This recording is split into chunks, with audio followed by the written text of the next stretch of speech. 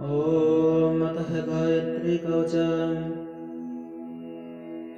ॐ अस्य श्री गायत्री कवचस्य ब्रह्मा ऋषिर् गायत्री छन्दो गायत्री देवता। ॐ भूः बीजम्। ॐ भूः बीजं भुवः शक्तिः स्वः कीलकम् गायत्री प्रीत्यर्थं जपे विनियोगः।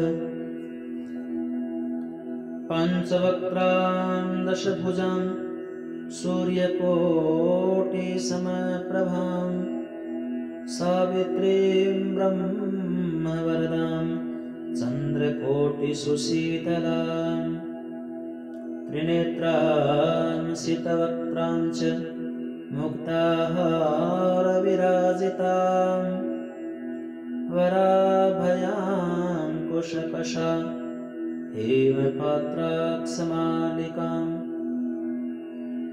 शङ्खचक्राब्जयुगलं कराभ्यां दधतीं वरां चितपङ्कजसंस्थां च हंसारूढां सुखस्मितां ध्यात्वैव मनमां भोजे ध्यात्वैवं मनसां भोजे गायत्री कवचं जपेत्। ॐ ब्रह्मोवाच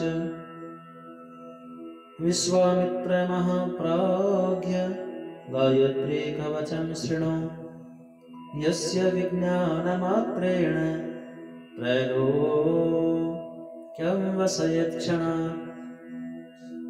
सावित्रीं शिरः पातु शिखायाममृतेश्वरी ललाटां ब्रह्मदैवत्या भ्रुवौ मे पातु वैष्णवी। कर्णौ मे पातु इन्द्राणि कर्णौ मे पातु रुद्राणि सूर्या सावित्रिका सूर्या कर्णौ मे पातु रुद्राणि सूर्या सावित्रिकाम्बिके। गायत्रीं वदनं पातु शारदा दशनच्छदो द्विजान् यज्ञप्रिया पातु प्रसन्नायां सरस्वती। साङ्ख्यायनी नासिकाम्ये कपोलो चन्द्रहासिनी चिबुकां वेदगर्भां च कण्ठं पात्वघनाशिनी। स्तनौ मे पातु इन्द्राणि हृदयं ब्रह्मवादिनी।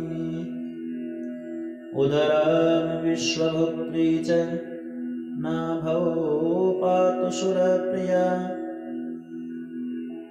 जघनं नारसिंही च पृष्ठं ब्रह्माण्डधारिणी।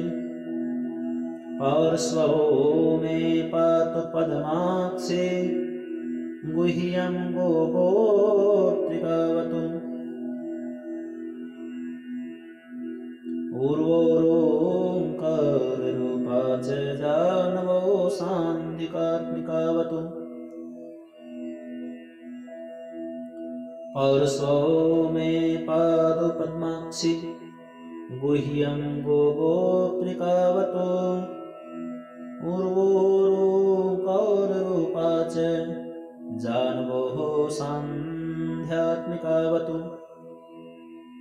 जङ्घयोः पातु वक्षोभ्यः गुल्फयोर्ब्रह्मशीर्षका। सूर्यापद्वयं पातु चान्द्राम्बराङ्गुलीषु च।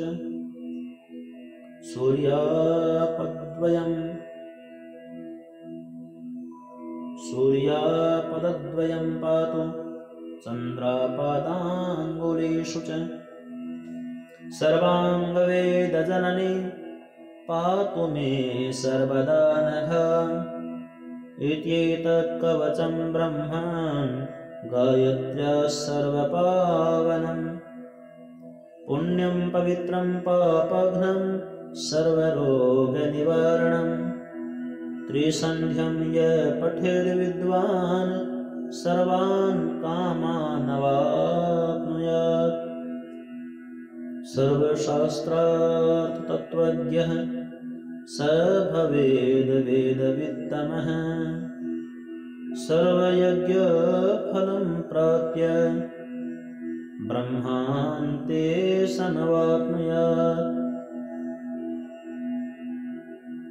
सर्वयज्ञफलं प्राप्य ब्रह्मान्ते समवाप्नुयात् प्राप्नोति जपमात्रेण पुरुषार्थाश्चतुर्विधान् सर्वयज्ञफलं प्राप्य ब्रह्मान्ते समवाप्नुयात् प्राप्नोति जपमात्रेण पुरुषार्थाश्चतुर्विधान् ॐ गायत्र्या विश्वामित्र ऋषिः सविता देवता गायत्री छन्दः गायत्री तर्पणे विनियोगः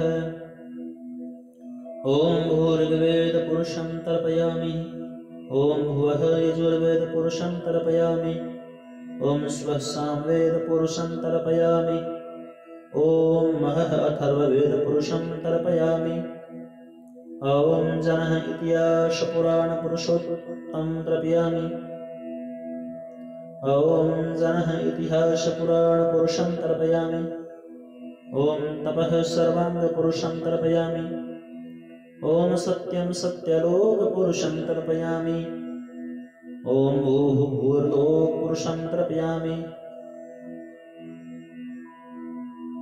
ॐ भूर्लोक पुरुषं तर्पयामि ॐ भुवः भुवर्लोक पुरुषं तर्पयामि ॐ स्वः स्वर्गलोक पुरुषं तर्पयामि ॐ भूः एकपदां गायत्रीं तर्पयामि ॐ भुवः द्विपदां गायत्रीं तर्पयामि ॐ स्वः त्रिपदां गायत्रीं तर्पयामि ॐ भूर्भुवः स्वः चतुष्पदां गायत्रीं तर्पयामि ॐ उषसीं तर्पयामि ॐ गायत्रीं तर्पयामि ॐ सावित्रीं तर्पयामि ॐ सरस्वतीं तर्पयामि ॐ वेदमातरं तर्पयामि ॐ पृथिवीं तर्पयामि ॐ अजां तर्पयामि ॐ कौशिकीं तर्पयामि ॐ साकृतीं तर्पयामि ॐ सार्वजतीं तर्पयामि ॐ